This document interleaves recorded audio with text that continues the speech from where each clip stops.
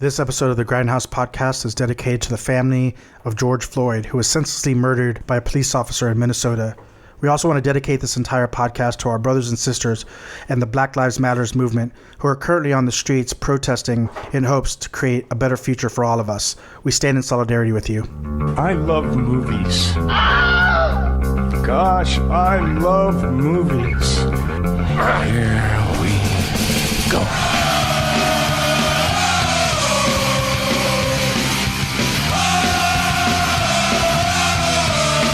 Yeah, you were saying about this Antifa being declared a terrorist thing, like it's yeah. Well, it seems both nonsense, but it's also something that we should take note of, because as a classified terrorist organization, you basically lose your rights. Yeah, I'm sure. So like, you don't have a right to a lawyer, you don't have a right to a fair trial. You can be held for as long as possible.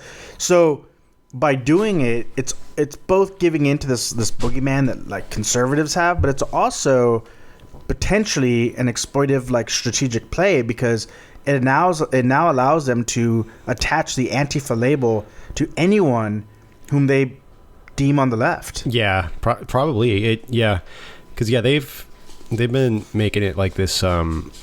It's a boogeyman, like you said. It's they've been making this thing like as if it's this organization. And even the way it's it was just like a shorthand for anti-fascist.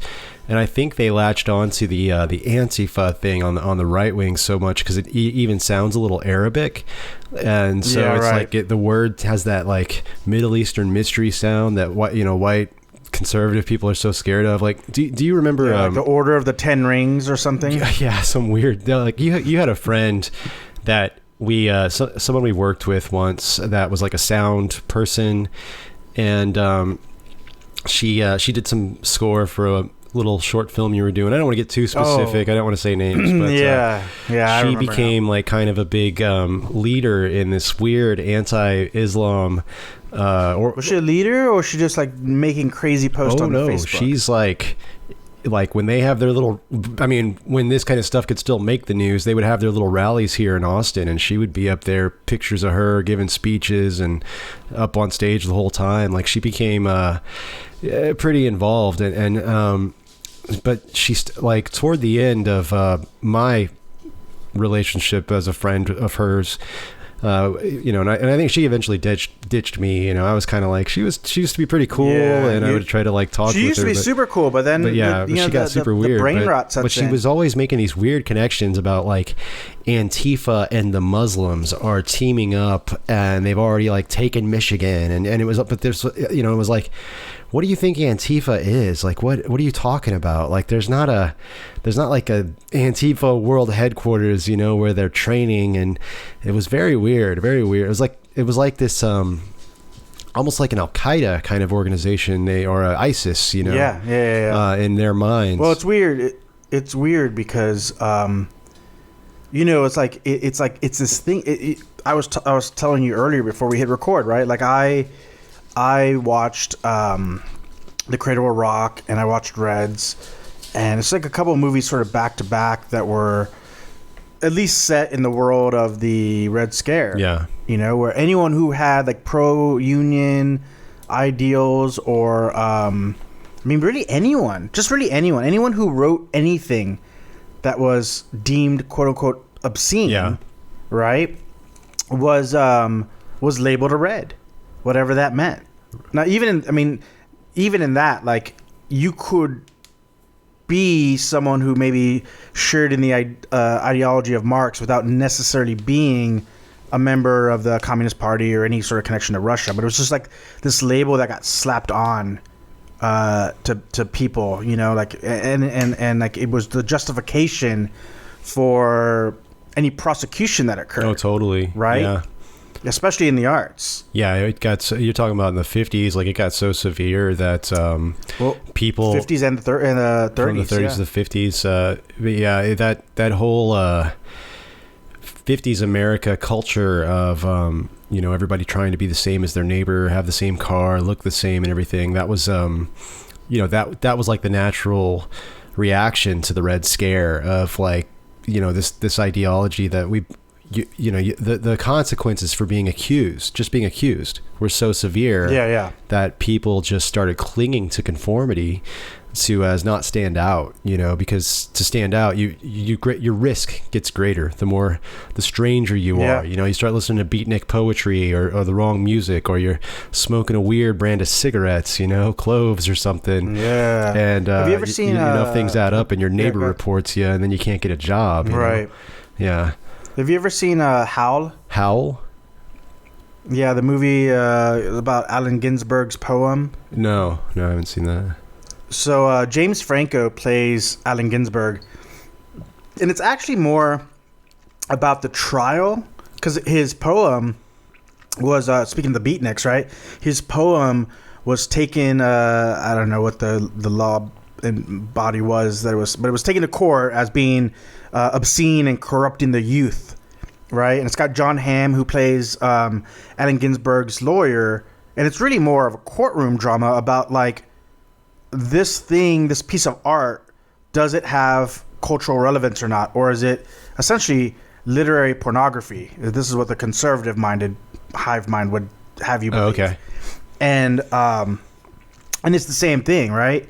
It's like this was a piece of art that was created, that was representative of its time, that was reflecting what this young man was seeing. But because he was a homosexual, because he wrote about his life in earnest and in reality, it was deemed by the fearmongers as being corrosive. Yeah, it makes sense. Yeah, that's a pretty good movie. And it's a good movie. It's a pretty good movie. Yeah, it's a good movie. But like I think like Critical Rock is a great movie. Like if you're looking for that sort of same thing.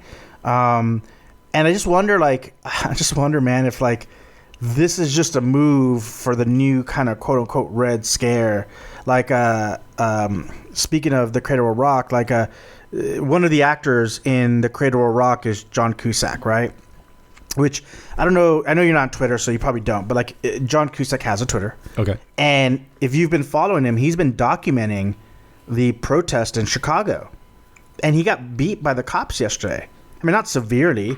But like I guess he was riding his bike and documenting everything and commentating on it, and they didn't. The police in Chicago didn't like him filming a car on fire, and so they came over and they started hitting him with his batons and knocking his bike over and stuff. Yeah, that's insane. It's and who's to say that Trump or some senator like Mitch McConnell or someone's not going to start putting John Cusack on the Antifa list? And starting to boycott his movies as a Antifa, propaganda, right? Yeah, they might try that, but it's a different world than it used to be. That's the truth. I think some of the stuff that's happening, like where you're seeing these police just getting really out of hand, especially today. I mean, today is like, and yet last night it's getting really dangerous. And Donald Trump, he tweeted out that shit the other night about. Oh yeah, once the looting starts, the shooting starts. Yeah, when the looting starts, the shooting starts. And I read that and I thought, oh my God, this fucking MC Apprentice is trying to rhyme over here. But the horrible thing about it is he actually didn't make that up. No, it's from 67. It's something was going. What was it in Miami? They were protests in Miami, and the police chief said something like, you haven't even seen police brutality yet. We're about to get so violent. Something blah blah blah. And he was like, when the looting starts, the shooting starts. And that, the fact that Trump was quoting a famous racist oppression, from history. Yeah. Just first off, that he even knows any history, that's amazing. But I'm sure someone fed him the line. Yeah, you're probably right. But it's the spirit of it that oh, you haven't even seen police brutality yet. I think that's kind of where a lot of the cops are getting today. They're at this point where they're like you said, Donald Trump is going, oh, Antifa is a terrorist organization now, so it's a terrorist attack. And what it is they're instead of, all of these protests, police could have agreed with the protesters and got down there with them and been like, yeah, this is a valid protest, and I'm off today and I'm going to protest with you. And it could have been, it actually could have been peaceful. And, which, to be fair, like just to give a little bit, like I said, just to be fair, in Flint, Michigan, they actually did do that. So that's happening in places. There are places where it is peaceful, in some places, yes. I mean, so it's by far the minority, but in a couple of places, there was a police chief or whatever who when they met the protesters, they took their military garb off and they marched. Well, here in Texas, Art Acevedo, he used to be the police chief of Austin. He was marching with the protesters in Houston. He's their police chief now. They had the police chief marching with them. So there are some people out there that realize that this is that fighting this protest with violence wasn't the right solution, and listening to people was the right solution. But like, we're not seeing that, in the White House. And now with the White House's response, they're basically telling the police, go ahead, be as violent as you want, have as much fun as you want. Right. If you see John Cusack on his bike and you don't like his movies, whack him. Free range to just go beat up an actor you don't like because he's near you, and or just you want to shoot rubber bullets at a reporter and see if you can get her. I mean, we all saw that footage the other day. Did you see the 9-year-old girl that got maced? Oh, that's terrible. Yeah, I saw some pictures. Yeah. I didn't know the story. Yeah, it's crazy. But it's not just. I mean, obviously, it amplifies everything when it comes from the federal, right? But even like here in Los Angeles, I don't know if any of the choppers will be picked up from the mic, but all night since about midday yesterday through this morning, I've heard nothing but helicopters above my house, because if you follow news, where this sort of riot broke out, where the protest became sort of erupted into violence, was like a couple miles from my house. It's not far at all. In fact, some of my friends live really near there. Yeah. And there were some very credible reports from people that said that the cops were placing the cop cars that were on fire, that some of them would place them ahead of the protesters reaching them and lighting them on fire, so that by the time everyone kind of gets around and starts filming it, it looks like they created these fires. But in fact, it was actually the police setting up the protesters. There's actually multiple recorded cases of the police infiltrating, both mostly undercover, but also like even in plain clothes, like instigating the violence and perpetrating the violence to invite the protesters to sort of give in to their anger and like lash out. Like there's someone recorded, like, I forget where it was. I don't remember if it was in LA or not, but basically like there was this random pallet of bricks in front of a courthouse. Oh, weird. And this guy that's recording it, he's like, I live 2 blocks from here. I've never seen this pallet of bricks here. Where's the construction? When there's any of this? Why are these bricks here just for no reason? Wow. Well, that's crazy stuff. I don't want to speculate too much, but there definitely is like historical precedence for that sort of thing. So yeah, maybe, man. I guess you're listening to the Grindhaus podcast. We're we are going to talk about movies today, but it's just like a lot going on. Like Dave just said, I mean, there's helicopters outside of his window, so it's kind of hard for us to just go right into the show today.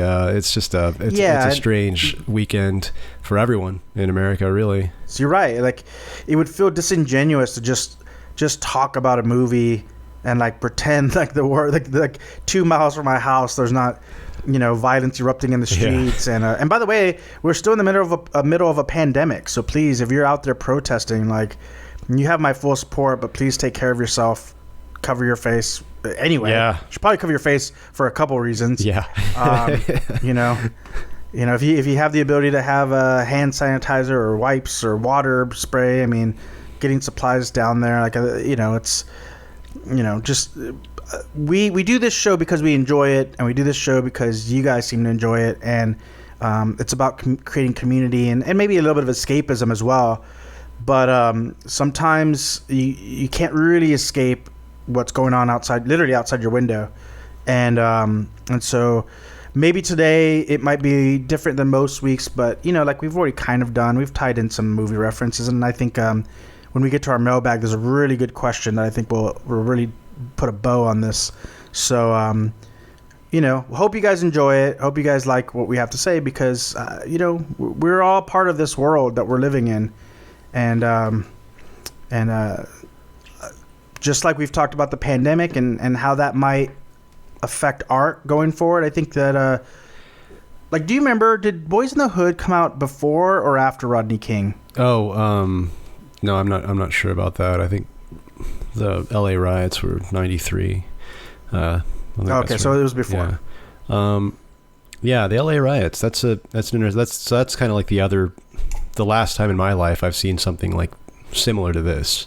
On this scale, yeah. Not even on the scale, because it was pretty much just localized. It was that, you know, it was Sure. the LA riots, you know, and that was this. Yeah, right. There's some pretty big differences that I was noticing, like back then. The LA riots were a response to the verdict. Remember that there was that trial, Yeah. You know, because we all saw the video of those police just they're in no danger whatsoever, and they're just having a free for all bum rush, just beating the hell out of this guy, and there was no question that what they did was wrong. And then they all get, you know, they have this trial, everybody's watching, no charges for anyone, you know, completely acquitted all across the board. I think there may have been something. I can't remember but I don't remember any. I don't remember them getting. I don't remember them just getting completely acquitted. But and then these riots happen as a response to the injustice. And what I was thinking is about what's going on right now. It's like we haven't even had a trial yet. You know, this isn't a response. Yeah. Well, it's weird because where that was a response to a verdict, this is almost like, why would we even wait? I'm not saying, exactly we know what the verdict will be, because the guy, you know, one of the guys has already been charged, and we don't know what the verdict. Yeah, but he got charged with third-degree murder. Third-degree murder is unintentional. It's basically manslaughter. Yeah, and see, that's not enough anyway. I mean, that was obviously just that was intentional. But and did you know what I'm saying is, like, maybe we don't know what the verdict will be, you know, but would anybody? I mean, would any reasonable person put money, you know, like make a bet that the verdict is going to be guilty? I don't. No, of course not. I mean, so we don't even have to wait for the trials anymore. It's like we already know what's coming. So, you know, if you're thinking this is just an unreasonable thing, it's I don't know, man. I'm seeing way too many people just give their hot takes on this, and, you know, just lay it down of like, and you know, people who have no stake in it, who have not, you know, no reason to relate to any of this. You know, I'm talking about just like white affluent people that. Well, these are the same people who are bitching about not being able to go play golf and go to the hair salon. Yeah, pretty much. Yeah. Like you asked some people during the middle of a virus pandemic to sit at home and wear a mask if you have to go out. And there were protests. What was the city that had was it Michigan, where people were with full on like semi-automatic weapons? Yeah. Storming the courthouse there, protesting being kept inside. Yeah, totally. You know, these are the same people now who are saying they don't understand the violence. They don't understand the violence. I don't understand. That's what's infuriating. I'm seeing people saying, you know, look how violent the left is. Look how violent they are. And I'm saying, man, just like you're talking about, Dave, like 2 weeks ago, there were these guys with assault rifles at government buildings. Imagine if the police had handled them with tear gas and rubber bullets the same way they handled the protesters this week. What do you think that would have looked like? Completely different. Yeah, that would have been like a war zone, like literally a war zone. Like they had war weapons and they were ready to use them. And if the police would have handled those people in any way like they handled the people protesting the the recent murder of Floyd. George Floyd, yeah, that would have been just, I don't know, to claim that one group is more violent when one group gets attacked and the other group, you know, it's so easy for them to just say like, yeah, man, we're so peaceful, when, like, no one's attacking you. You know, it was funny because I think that there is a large subsect of people on both sides of the quote unquote aisle who really don't like anything that upsets their standard of living, and that's what's most important to them. I've seen a lot of people who are really upset that some shops get busted up. Yeah, you know, as though like that's the thing that is outrageous. Like, in fact, speaking of that little girl who got maced, I posted the photo, and this guy that I know from the past, like he said like, what shitty parents to take her to the riots. Oh my god. Yeah. To which I replied, well, first off, they weren't riots, they were protests, and by most accounts, these protests have remained peaceful until the police arrive. Yeah. And secondarily, that's your first fucking thought? Yeah. You know, for those who don't know, like, I don't know if you've ever been sprayed with pepper spray, but you have to apply it from relatively short range. I don't, maybe 6 feet, maybe, right? It's not like a tear gas, which sort of fills the whole area. It's you know, you have to spray it. It's I finally bought this compressed air you told me to buy. Yeah. And it's kind of like this, like, it's a weapon, but it's direct. It's not like she was walked into it. In all fairness, it does have like a pretty big splash. I mean, like there was a fight at our school, and this cop tried to break it up with pepper spray, and just about. But by all accounts, she was sprayed. She was sprayed. Yeah. Yeah. So like it's a weird upside down mentality when that is your first thought, that shitty parents took her to what by all accounts should have been, if the police did their job, a peaceful protest. Yeah, we've seen that plenty of times too, where police just they don't hold back if there's children there. They don't care. I mean, they at least that's what it looks like. So I believe it. Well, and it's because they see. I don't know. It's weird. It's like a lot of the police force seems to be watching, like they grew up on all these you guys gotta figure, like what's the average age of the cop? Probably I don't know. 25 to 45, 55, something like that. It's like they grew up on like all those schlocky action movies of the 80s and 90s, you know, and like that's their mentality for their life with the badge on and with the gun, and like there's just this videos after videos of people just on the sidewalk and the cops coming up to them and shoving them like 4 feet and then putting a hand on their gun the moment other protests sort of gather around. Yeah. I used to think about that a lot when I was, you know, watching the cop shows on CBS and Fox and stuff, you know, like, because when we were kids, you know, back in the 90s, it was all about the, you know, gang violence, gangs, and like, are these movies, you know, like you mentioned Boys in the Hood, like, are these John Singleton films and stuff? Are they influencing kids to want to join gangs, and are they bad for the kids? And you know, and then you watch these cop shows on TV, and it's like, are these bad for the cops? Is this show a bad influence on, you know what I mean? Like it's kind of the same thing. It's like, should cops be able to watch shows like this? And you know, should we blame the show when the cop violence got out of the hand? Because these shows will, you know, they will so many of these shows treat like constitutional rights violations, you know, cops just roughing people up, you know, taking their stuff, searching them without a warrant, as like almost like it's humorous, you know, like, that's right, this guy, he doesn't play by the book, you know, like that not playing by the book thing, you know, and that's how heroes are made. Well, it's like, remember when we talked about the Boomer episode, we talked about like Death Wish? Yeah. You know, it's like that. It's funny because like I'm typically not the kind of person who looks to art well, it's a weird thing. Like, I'm never one to blame art when there's like a mass shooting or something like that, right? But also, like, strong art does influence society. You know, powerful art influences and can create movements. You know, mobilize people. But those cop movies are largely like propaganda pieces. Like, you remember when Top Gun came out and it was like there was like a surge in people joining the Navy?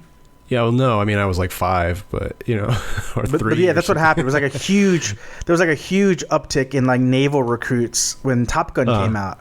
And that was kind of why the Navy allowed them to use their facilities, because they looked at it as sort of a propaganda, like, recruiting tool, which it really was. Even if the movie itself was just just telling a story, right? Probably just took advantage of the Navy's openness to use their planes and what have you. But that's what the result was, right?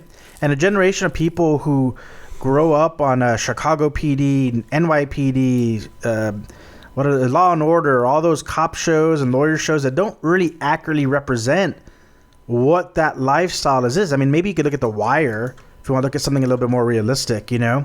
Yeah, The Wire didn't But- make being a police officer look fun. It, it looked terrible. No. And I had a buddy who was very briefly a police officer, and he quit because he was like, I think he was only in it for like 6 months. And it was so terrible that he was like, he could just feel like a darkness enclosing him as he stayed in this job. Like he just knew it was going to ruin him as a person. And so he got out as fast as he could. Yeah, it's, I don't know. I have some people in my family in law enforcement, and it you know, since we were younger, since we were kids, it does seem to have done something to their sense of humor. I would say they're not as much fun as they, but you know, that's just, I mean, that's anecdotal. It's just people in my family that I've, you know, it's not like, you know, every cop. I don't want to do that. I mean, I believe that there's ACAB. ACAB thing. You know, I believe there's a need for law enforcement. I just don't want to go out here and be like, they all suck, everything's bad. But you know, I don't know, man. I mean, honestly, I'm not really someone that has much of a point of view on this stuff, because I don't, you know, I don't have enough knowledge on it. You know, I hate that when I have to do that, but sometimes, you know, sometimes we're talking about stuff on the show, and I just have to say, like, I don't know enough to. Well, man, that's a powerful thing, though. And I think that's a powerful thing that more people should embrace. When you don't know, or you don't have a direct dog in the fight, or maybe like you can empathize, but you haven't directly been the recipient of something, like it's perfectly okay to say, I don't know enough about it, or I don't have enough experience about it, and listening.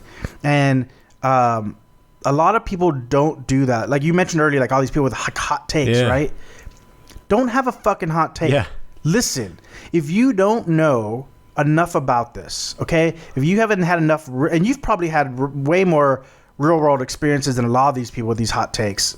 But if you don't have daily fears that empathize with what some of these people, all these people who are protesting fear, then just say that and listen and learn. And there's nothing wrong with that. In fact, that is the right way to do things. You know, be a student always, right? You ever heard that? Like in sports, I'm a student of the game, or a student of life. Like you fucking should be. Should be learning all the time. And like, I think we've told this story on the show before, but we'll tell it again because it's relevant. So one time, Matt and myself and our friend Christopher from the Regrettable Century were walking, and I think Christopher had gotten like in a fight with his girlfriend at the time. And so we were just like being bros and like hanging out with him, you know, like just talking, you know. And back then, this is, I guess, the early 2000s, maybe even pre 9/11, maybe. Yeah, I don't recall. We were pretty young. Yeah, we're pretty young, and we're just walking downtown, and this police officer shows up, and he says, "You guys fit the description of 3 young men who are slashing tires around downtown." Now, if you've watched our show on YouTube, our avatars are pretty accurate to what we look like. And it'd be hard-pressed to find 3 young men who all have very different looks that looked also identical to us, you know? So I don't think we fit the description of anyone. I don't think there was a description of anyone. I think the cops just wanted an excuse to pull us over and harass us. Yeah, it could be. And I mean, dude, come on. What are the chances? Like, have you ever seen 3? What are the chances that 3 people look like me, you, and Christopher? Well, I think the thing that set me off about that experience was that we were pretty friendly guys. Like we always have been, like, even with cops, you know? And so, like, when he came up and told us that, we're kind of like, oh, really? Well, how can we help you? And his response was like, get your hands out of your pockets, don't move, you know? Like, it was just this like crazy, right like, off the way. Yeah, and it's like, did you not get that we were just like smiling and talking to you? Like, we weren't even like, there was no like resistance or any of that shit. It was just like, whoa, man, that's a different direction. That's what what's your deal? What's your problem, man? You okay? You know, it was weird. It was just like, what? Why would you do that? We're obviously very aggressive. cooperating with you. Like, it wasn't even about cooperation. It was just like, we were just naturally like, hi, how can we help you?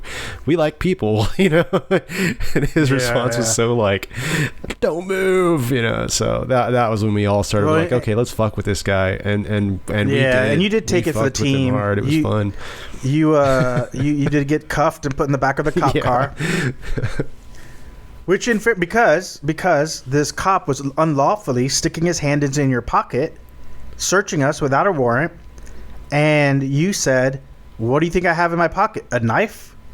To which you then were handcuffed and put in the back of the cop car for like 10 minutes until another officer showed up, and I guess I don't know what the deal was. I don't know if the other officer cooled him down or what. Because remember when that other cop showed up, he kind of like leveled off a lot. Yeah, it all started dying down, and that second one, that was hilarious because like after the first guy, you know, the fatty with the mustache, you know, idiot that had caused. Okay, what's the cop from The Simpsons? Yeah, he was not too far from Wiggins? Chief Wiggum, yeah, but with just like this dumb cop mustache, and he just looks so stupid. He just looks so typical. It was so ridiculous. But like when he finally left, I remember that other guy stuck around and was like, you know, you guys didn't have to give him that much of a hard time, you know, like he that really stressed him out. You know, it was like he was trying to kind of say like, you know, I know, like guys, I know that was stupid, but you know, it could have been over with sooner if you would have just like not gone along with it. You know,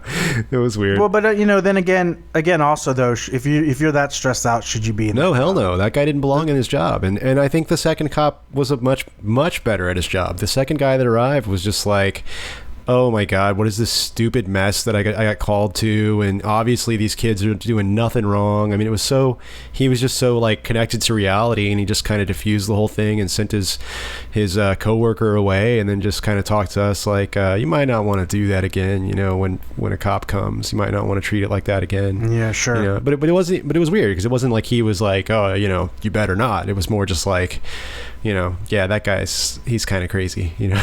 It's sorry. Well, and like, have you ever seen? I think it was in the last Chris Rock stand-up. It was one of the more recent ones where part of his bit is that he says, you know, every time there's a shooting or violence against African American men, some people say, not all cops. Yeah. Right. It's a few bad apples.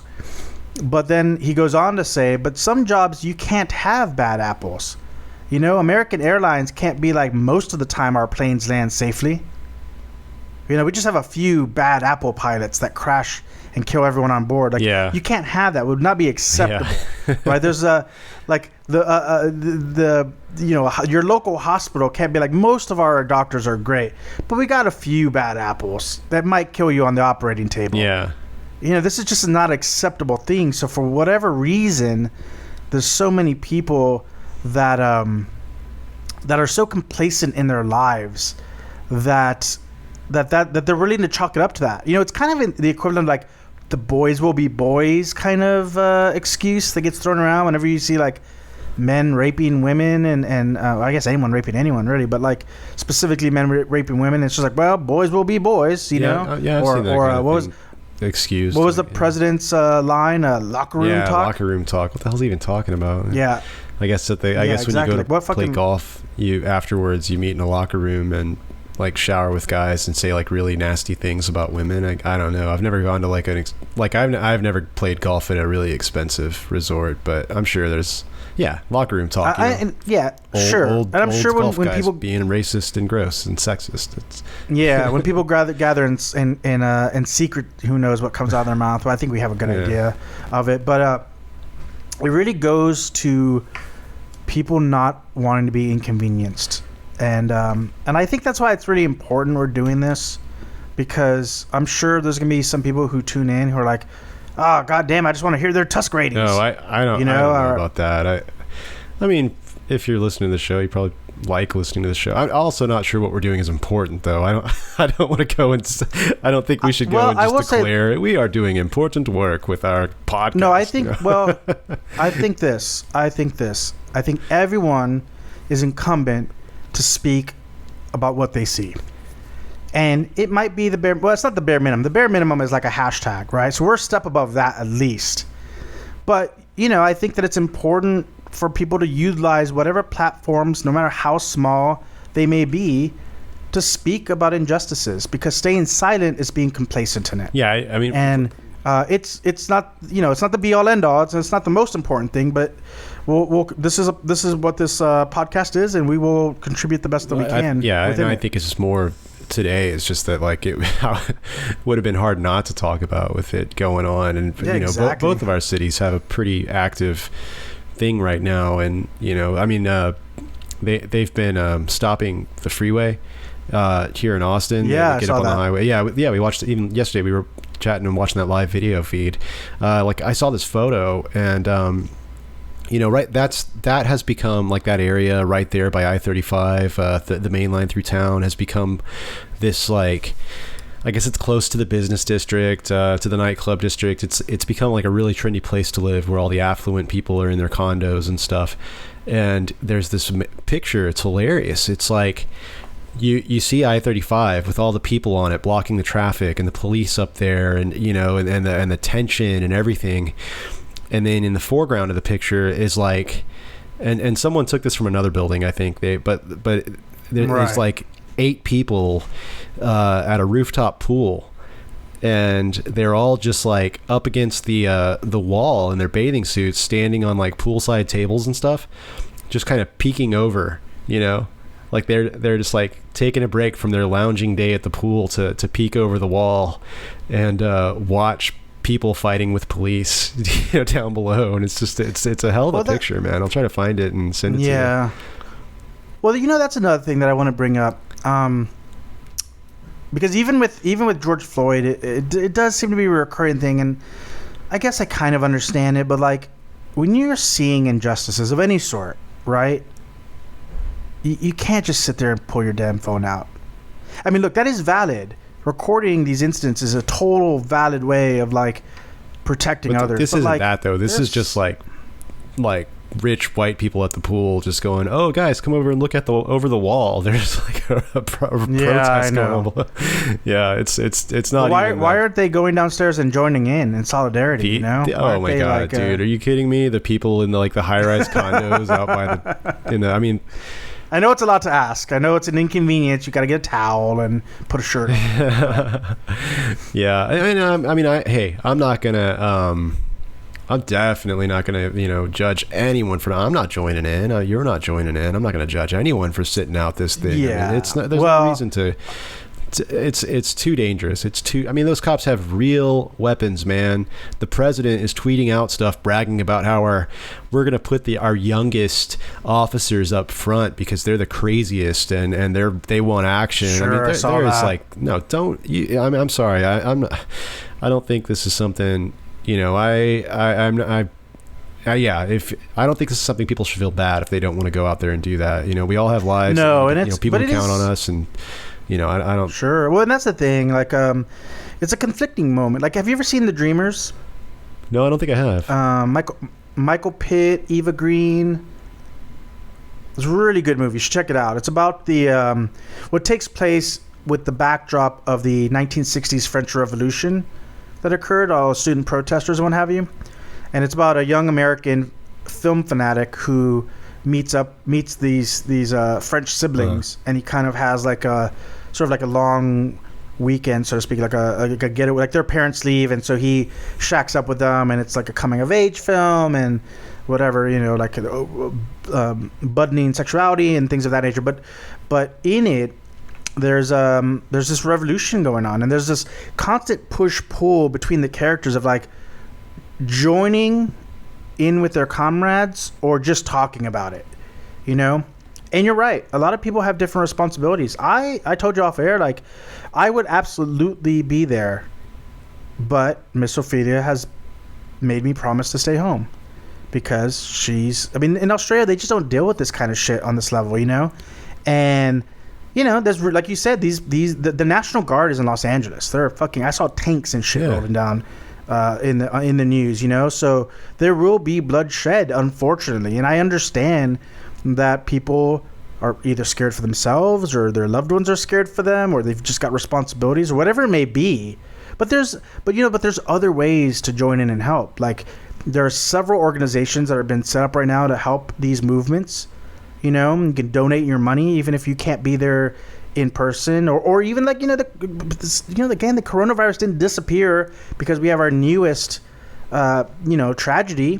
There may be very many people who are like at risk who can't join in, but there are still ways to contribute that are a little bit more meaningful than just gawking. Like it said, if you have the means, and again, not everyone has the means right now when everyone's out of work, but if you have the means, donate. I've seen people just like bringing supplies, like going to the store, like buying pallets of water and like dropping it off where the protesters are. Or offering to pick people up, if they can't get away, because that's the other thing that the police state has done is they've in LA there's a curfew from 8 p.m. to 5:30 a.m. I believe.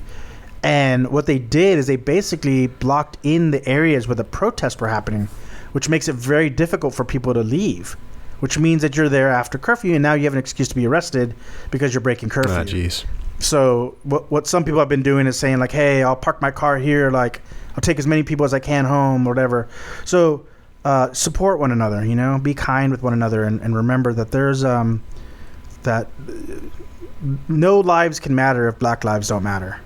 You see that all the time. Those people with their clever retorte, with their all lives matter, and it's like, listen, if African American men predominantly, but also women, are living in fear, are being killed disproportionately, unnecessarily, flagrantly, you have a right to use your voice, and we are incumbent to support them in the best way that we can, even if the best thing we can do is listen. I've been I think I said to you the other day, like, I've been pulled over for being brown like 5 or 6 times in my life, maybe more, but definitely for sure that I could point to where I know that there was nothing else, right? And by the way, not only by white cops, all cops, because cops, there's something about the police department where like your color of skin no longer matters once you're a cop. You're like blue skin, I don't know, but I just feel like it is. Like, I remember I got pulled over once, was pulling out of an art show downtown, and I don't have automatic lights on my car, so like, when you exit into a brightly lit area, you don't always notice your headlights aren't on right away. Oh yeah. Like you might not. Especially in big cities, you can drive around for like a quarter mile and just not even notice it. Yeah, totally. Right. So I pulled out and I hadn't turned my headlights on, and so I turned. But as soon as I got onto the street, I could tell my dashboard was dim, and so I turned it on. And a cop pulled me over, and he was accusing me of drinking and driving and threatening to pull me out of the car. And he was another Hispanic dude, but harassing me the same way, And it's just something that some of us all live with, and maybe all of us live with at one moment or another, And I'm really proud to see how many people are like using their voices to stand up for it, putting themselves at risk, even, to stand with their brothers and sisters and push back. We would love it all to be peaceful, but that's not always the choice given. And I support that as well. Yeah. I think, like I said, it could have been peaceful. I mean, they could have been treated with the same respect as the term I like going around is vanilla ISIS. The Michigan people you're talking about. They're like, I want a haircut, and I brought my 30-round, carbine clip. Right. It's assault rifle. Like they could have been treated with the same respect that those people get. They could have been listened to. They could have been supported, respected. I mean, there's a lot of changes, a lot of decisions that led to where we're at right now. And I don't know. I mean, I wasn't there, but yeah, from our point of view, it really looked like people trying to have a peaceful protest and they were denied. They were denied a peaceful protest.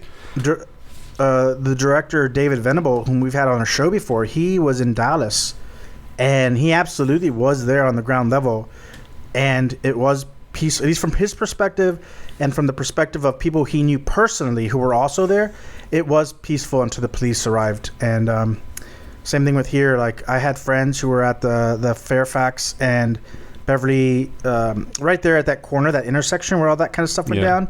There's like a very bougie mall. This is called the Grove. And Leah, actually, has Leah been on this show? Yeah, she was. She was on one of the Game of Thrones episodes. Right. So Leah Martin Brown, singer of her Evil Walks, like, she and her roommate were there, and again, it was very peaceful in the beginning. And then the police arrived and they started shooting rubber bullets at everyone. So luckily, they were able to get out of there and they were safe. But unfortunately, not everyone is so lucky. So stay strong and protect one another. These are weird times. I hear the helicopter overhead now. And, use your voice. And use your art. Oh, yeah. Create. There was a really great mural. In fact, maybe I'll post it on the page. There's a really great mural that someone made of George Floyd, and there's several sort of, like when people die, there's like a little memorial that, people put flowers and what have you. And this community did that.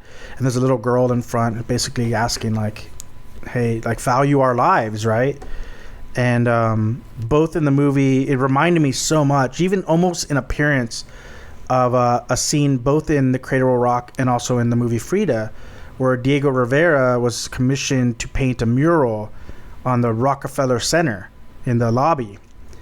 And he painted a very leftist sort of themed mural, and he was eventually like fired, and you see it like chipped down, torn away, because he painted Lenin within a group of protesters in his mural. Yeah, that's actually a fresco, a plaster painting. It's a very famous one. Yeah. It's super communist. And I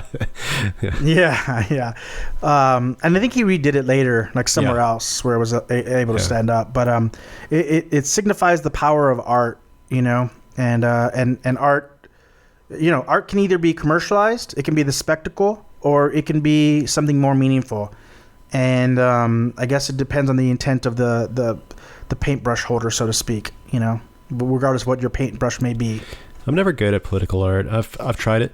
I think the last one I did was we had this really egregious anti-choice, anti-abortion bill here in Texas, and I put out a drawing I did of the governor and the lieutenant governor, and they were eating turds out of a cat box, out of cat litter. Like they were, like they just looked like they were in their suits, like dressed. Do you still have that? I still have it. Yeah, it's out there somewhere. I mean, maybe we'll put it on the Instagram or something. But it was send it to me. Rick Perry, you might recognize him now. I think he's like the head of energy or something for the Trump administration. He's got some some job he doesn't deserve. Alive? But it was him and the lieutenant governor at the time, and they were just like, they looked all dazed, and they had like poo all over their faces, and they were just like eating turds out of the cat box. And I was like, that'll show them. There you go. Yeah. Politics. I don't know, Matt. I think that's a great political art piece. I'll dig it up. What you should do? Yeah, you should do like a 3D sculpture of like a fetus with like a AK-47 or something like that. Oh man, something just that's already been done. It's only two things they seem to care about. No, there's an episode of Your Pretty Face is Going to Hell on Adult Swim where oh really? Because when fetuses get aborted, they they're not like born again or saved, like Christians, like what I'm talking about, like Christians are like, you get saved, so you can go to heaven. Wait, why not? Well, because they never got to go to church and learn about it, so they all go to hell. Yeah, but I thought I thought like a like, well, I can understand this the is a comedy show that. Now keep that in mind, but okay, all right, but no, it's I'll turn my logic brain off. It's a really funny episode where all the aborted fetuses in hell start exercising their Second Amendment rights and get assault rifles, and things get like, but yeah, it's literally just like bloody fetus puppets with assault rifles, like getting in gunfights with demons. If you haven't seen Your Pretty Face is Going to Hell yet, that's a fantastic show. But yeah, that's probably a little too much brevity for what we're talking about today, but it's neat. It's a good one. Well, again, I think the only thing that we can do from using our microphones as our paintbrush is to just at least shine a spotlight on what's going on and sort of talk about some of our personal experiences within it and what we're witnessing, and to let everyone who listens, because this show, we're recording on Sunday, it's going to be released tomorrow. I'm sure, I'd be shocked if this was not still going on by the time you guys listen, and we just want to let everyone know who's out there protesting, either in person or online or whatever method that you can, that we support you. We love you guys. Stay safe, protect yourself, protect your comrades, your friends, your brothers and sisters. You know, we are all in this together. Like, that was the slogan that like everyone was using for COVID, you know? Yeah. Like, we're all in this together. Like, no, we're all in this together. This is what we're into together, right? The virus was just something that happened. There are protests all over the world. I just heard of some in the UK now. So, like, this is not just, like we referenced the 1992 riots. This is not localized. This is globalized. This is an opportunity to push back on something that has been slowly encroaching upon us for, well, forever, but certainly within our lifetimes for decades. And we support you guys. The Grindhaus podcast supports you guys. Please, you know, take care of yourself and be as peaceful as you can. But, you know, if you're backed against the wall, do what you need to do to get out and get safe. Yeah, well, we were going to talk about the musical Hedwig and the Angry Inch today. That was a plan. We should save that. You know, it's a musical rock and roll opera, I guess, that's meant a lot to us our whole lives, and so we were going to talk about that today. But shit's crazy, y'all. So I guess we didn't really get to it, but we still have time for we'll save it. Questions for sure. Yeah, we're just definitely want to do some questions. Yeah. All right. Questions from Macaret. Longtime Grindhouse fan Sam V. Blair asks, who is your favourite special effects artist? Hello, Sam. I don't know if he. Okay, I don't know how close Sam Raimi's connection is to his special effects in his films, but there's always like a style with Sam Raimi films, like Evil Dead and Drag Me to Hell and stuff that I really love. I don't know what it is. It's something like the monsters kind of have like bug eyes. It's something weird. Like they always have these big bulging. But yeah, I love. So, is it? Do you know, Dave? Is it? Would Sam Raimi be the guy for, or is it like some? Is it Somebody on his team that I'm a fan of? So when Sam Raimi was making his earliest of films, it was really him and a very small group of people. Yeah. You know, there was famously, I think, who was it? It was Bruce Campbell and Sam Raimi like would flip flop on as to who would direct and who would star. Okay. You know, like when they were like coming up together, like if Bruce Campbell directed something, like Sam Raimi would act in it, and vice versa. And so it just so happened that Sam Raimi was the guy who got famous for being a director, and so it sort of launched Bruce Campbell into the trajectory of just being an actor, or predominantly being an actor. But part of this group was also Tom Sullivan, who went on to do. He didn't do a lot of stuff. In fact, he did the Evil Dead, and he did a lot of his early shorts, and he did the Evil Dead 2.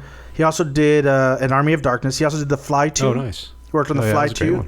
He worked on Jason Goes to Hell, The Final Friday. So you know, he's sort of been a guy who was sort of an indie filmmaker. But you're right, like he worked in really close collaboration with Sam Raimi to create a look that I think is sort of indicative of him. Like we always think of like a Tim Burton guy who like if you saw a piece of his art, like you'd recognize it right away, right? I think in the same way Sam Raimi has that sort of same vibe. It's definitely a style. I don't know if I could not mention Tom Savini. Well, yeah, he's the master. You know, not only as a special effects person, but also as a director. You know, he directed. Did you watch the Dawn of the Dead? No, I'm sorry, Night of the Living Dead remake. The one from the 80s. Yeah. Yeah, it's great. I like it a lot. It's fantastic. And Tom Savini's done stuff since he directed and did that. He did from the Dusk from Dawn series. He did Zack and Miri Make a Porno. This is acting credits. Let me just. he's been acting in a lot too. Yeah. Yeah. Killing Zoe. Oh, I did a movie called Saving Zoe. I was very confused. He did one. He did a lot of the. So what Tom Savini's most well known for is Friday the 13th. That's probably he did Creep Show as well. He did Day of the Dead. He did the special effects for it. He did Texas Chainsaw Massacre 2. I mean, just like one like famous movie after another. And also, if you're like a wrestling fan and you watch WWE, he also did like The Fiend's Mask. I don't know if you still watch the wrestling. Yeah, no, I haven't seen that. Yeah, it's kind of cool stuff. But he also had a pretty cool role in From Dusk Till Dawn as the dude with the groin gun. Sex Machine. Yeah, Sex Machine. That was his name. That was awesome. So I'm gonna go with Tom Savini as my favorite special effects artist. What was that? He was also in Planet Terror. I want to say, like, wasn't he like the badass mercenary that they get to? No. Sorry. So he, in Planet Terror, he was one of the bumbling constables who gets his finger cut off, and then he goes to put his ring back on, and like his finger's been chopped off by a sicko. But he did play that mercenary thing in Machete, maybe. Yes, that's what I'm thinking of. Yeah, they were like, this is the guy that can get Machete, and like, man, he's doing like those really hard fingertip push-ups and stuff. Like, dude, he's jacked. Yeah, totally. So Tom Savini, he's the man. That's my choice. What do we got next? Edward Guadalupe Steegman asks, are there any films that you loved when you were younger and still consider your favourite, maybe even your top 5 or top 10, but can't really watch or have trouble sitting through now? Damn, that's a good question. Yeah. There's definitely one. And the only reason I can't watch it now is because I've seen it recently and I have to, it's become something that I have to give it time, and because I can't forget any of the jokes now, like I remember them all, so I just kind of now I let myself have enough time pass that I can forget the order of the jokes, so at least I'm a little bit surprised. But It's Coming to America, Eddie Murphy. I think it's a perfect comedy. It's like one of the best, funniest movies I've ever seen. Every time I watch it, I laugh so hard, and but unfortunately it's gotten to the point where it's pretty much memorized now, so I have to get a little distance in between my viewings, let at least a year or so pass nowadays before I can watch it again and be like, oh sweet, Coming to America. It's just great. I love the movie. I heard they're making a sequel or something too, so is he coming back for it, Eddie Murphy? I think so, yeah. I mean, he would have to, right? Like this. Yeah, I don't even know what they would do. Yeah, it could be something like that. He's like the James Earl Jones character. Maybe something like that. I don't know. Yeah, pretty cool. I think there's a couple movies that are on my list, and it's not that I can't watch them or I can't sit through them. It's just that they're intense films, and so like sometimes you got to be in the mood, right? I've talked a lot about John Carpenter's Prince of Darkness. It's not a movie I watch very often because it's so impactful. Like it's kind of really like I can watch horror movies and really not be affected very much, but like that's one of the ones that I do feel just very uncomfortable afterward, and so I have to be sort of in a certain state of mind before I can go back and watch it. Another movie is like Dark City. Oh yeah. It's such a mind bender that, again, I love it. It's a near perfect movie in so many ways, but like unlike say The Crow, which I can watch all the time, which was also directed by Alex Proyas, which is one of my favorite directors of all time.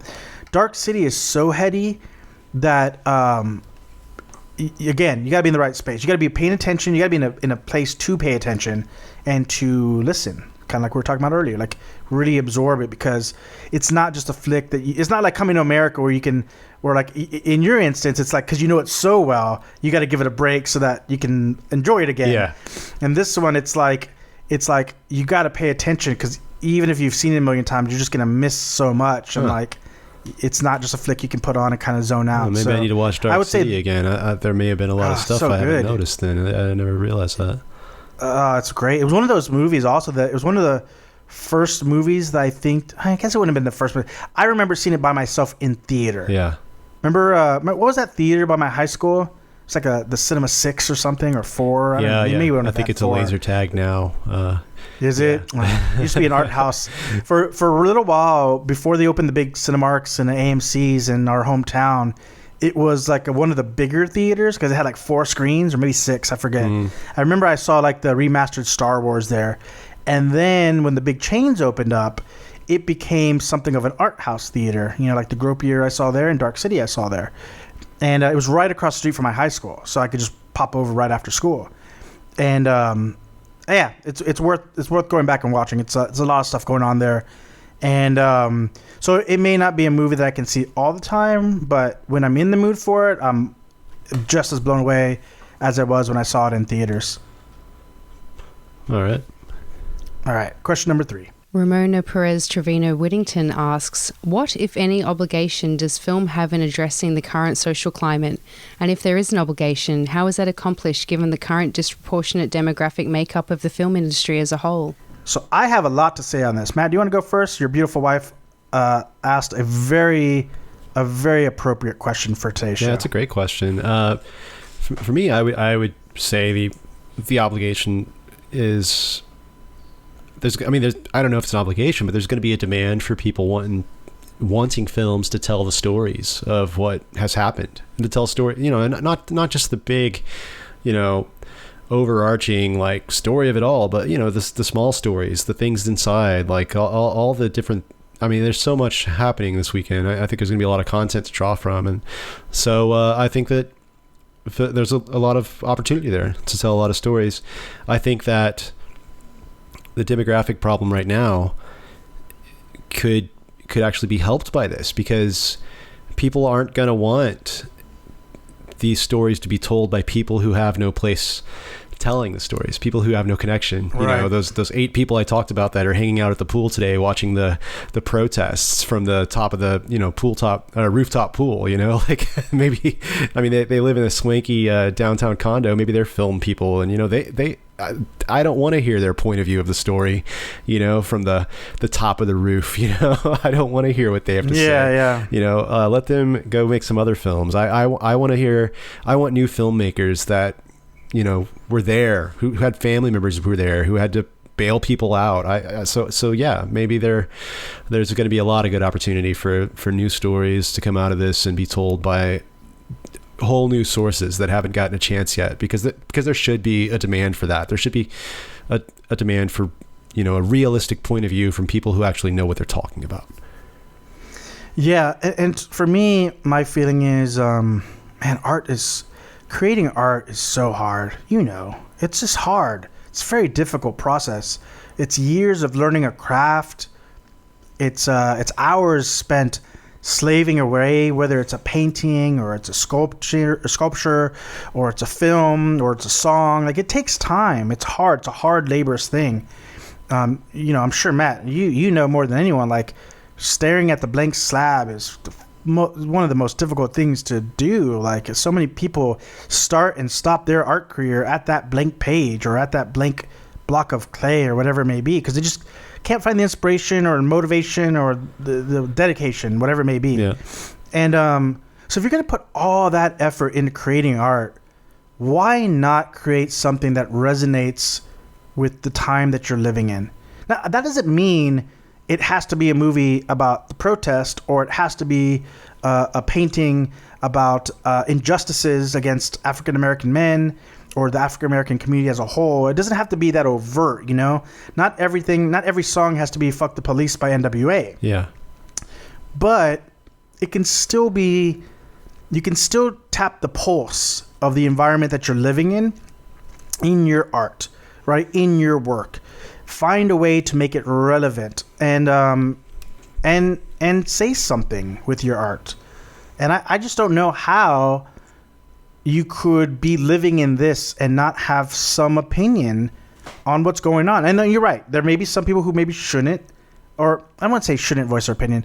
There are probably people's perspectives that would really be better highlighted than others right now. But as in general, I have always believed that there's 2 famous thoughts on art: that art shows a mirror to society, and that art is a hammer in which to shape society. And I've often held, and I've said it before, that it's both. Okay. Art is a mirror that's held up to society, but in your other hand, you have a hammer in which to smash that and redo it. And I think art can do both. It can do one or the other, but it has a very important role to play in not only chronicling a certain time, but also potentially affecting it. We talked about Diego Rivera. We talked about those schlocky cop movies. I mean, art has been littered with pieces that influence people one way or another. So if you understand the power that it has behind it, with great power comes great responsibility. One of my favorite philosophers of all time, Mr. Stan Lee, said that, and I believe it.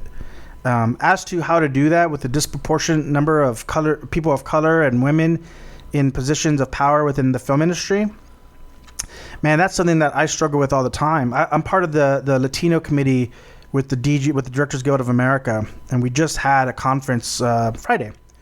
And a young filmmaker who I had worked with in the past when he was doing like EPK stuff, when he was doing like digital shorts, he's got a show called Gentrified on Netflix that he wrote and developed and did as a web series first, and eventually got it picked up by Netflix. And of course, he's a Latino, and people were asking like, how do you cast the net to get more Latino directors, writers, producers involved in work that gets seen? And the answer is you just got to keep fighting for it. It's not going to happen overnight. I remember I sat across the table of a Anglo-Saxon man who told me and an Asian woman that being white in Hollywood was the hardest thing you could possibly be. I think I remember you telling me that story. Yeah, and it wasn't like he wasn't being funny. He wasn't like doing a rib. He literally felt that being a white man in Hollywood was the most difficult thing you could be in the world. And so how do you overcome that? The only answer, you're never going to change certain people's minds, although you can make a valiant attempt with your art. But I think that you have to just keep pushing to give opportunities to people who don't get them. Like you said, new voices, relevant voices, younger voices. Yeah. Youth is one of those things that sometimes gets like forgotten. When we're trying to further diversify, but like young means something. Young artists means something. And yes, it takes time to develop skill set, but you know what? A young artist with the right mindset, surrounded by people who have been doing it for a little bit longer, can create some pretty amazing things, because it's their perspective that makes the piece of art fresh, So, I think it's incumbent. I think if you're an artist, you should understand the power of your brush stroke, and do the best you can to affect change for the positive. And the best way that we can do that is to give opportunities and to shine spotlights on people of color, women, LGBT, young people, and on and on and on. Anyone who is not sort of the cookie cutter standard for what every fucking movie is looking like. This is how you do that. This is how you get more relevant cultural art, is you give other people opportunities to do more than play the maid or the gangbanger or whatever the fuck stereotype they like to pigeonhole us into. So you just have to keep fighting. That's really it. Just like those people on the streets, you just keep fighting, keep pushing, keep fighting. Hold strong your resolution, and if you believe in it and you keep pushing for it, change will start to happen. And we've seen it before. And, I was talking to my dad, and I was asking him if he was safe, and he was like, yeah. And I said, I hope that this affects some change. And he said, it took 10 years. It took basically a decade to get a big upheaval in the 60s. Yeah. So what you're seeing outside may just be the beginning of our 60s, maybe the beginning of our revolution, and contribute to that in a positive manner. The change for the positive will affect everyone in a way that will make our lives more enriched. So, yes, that's it. Do it. Make it happen. Don't wait for it. Just create it. Create your own platforms. Don't wait for the Netflixes. Create your own Netflix. And put your art out there and let it change the world for the better, because it has always had that ability. Still, all that being said, I foresee a film called something like Riot or something with Scarlett Johansson starring it, and in the trailer you've got that, yeah, This Is My Fight song playing. Scarlett Johansson playing George Floyd or something fucking offensive like that. But you know what? Actually, I just thought, just in the course of this podcast, I thought, man, like someone who's a much better writer than me, cophophilia, should write like the stories, like you ever seen like New York Stories? New York Stories are those little clips on the internet of they talk to people, and is it like no, it's people on the street kind of thing? Is it? No, Okay. it was a film that was composite of like several shorts from like Francis Ford Coppola and Martin Scorsese, and I think Tarantino did one like that too. 4 Rooms. You've seen 4 Rooms? Four Rooms, yeah, with so like Antonio Banderas. So you know how like each short was directed by a different filmmaker. Yeah.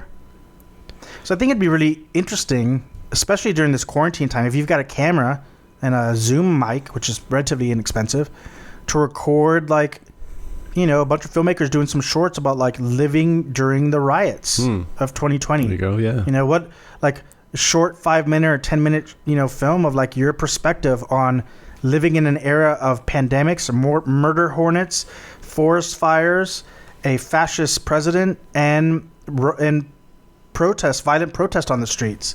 Like, I'm sure you've got a perspective, right? People have perspectives. Yeah. Put that together. Like, get you and your homies to do their little clip and stitch together and put it on the internet. Like, you know, let your voice be heard. Absolutely. And change will follow. Well, I guess we're kind of at the end of our time here. We want to thank you guys for staying with us on this kind of unique podcast. I mean, maybe I'll do a little intro at the very, very beginning, just sort of letting people know what's up. But warn people. Yeah, maybe. Apologize. But but you know, I think it was important. I think it was important for this episode, with everything that's going on, to just be a dialogue. You know, you and I grew up in the punk rock scene, and there's a certain ethos that comes with that. And while we may, and I speak to everyone, we may not all see eye to eye in every single political ideology that exists, but I think at the end of the day, we can all remember the very basic, bare minimum tenet of punk rock. When someone falls down in the pit, you stop and pick them up, and you take care of one another. And that's what we have to do right now in this society. Stop and pick someone up when they fall. Until next time, guys, this is David and Matt for the Grindhaus Podcast. Adios. You're listening to the Grindhaus Podcast on the Viva La Revolution network. Please follow us on Instagram at Grindhaus Podcast and listen to us every Monday on iTunes, SoundCloud, Spotify, and now on YouTube.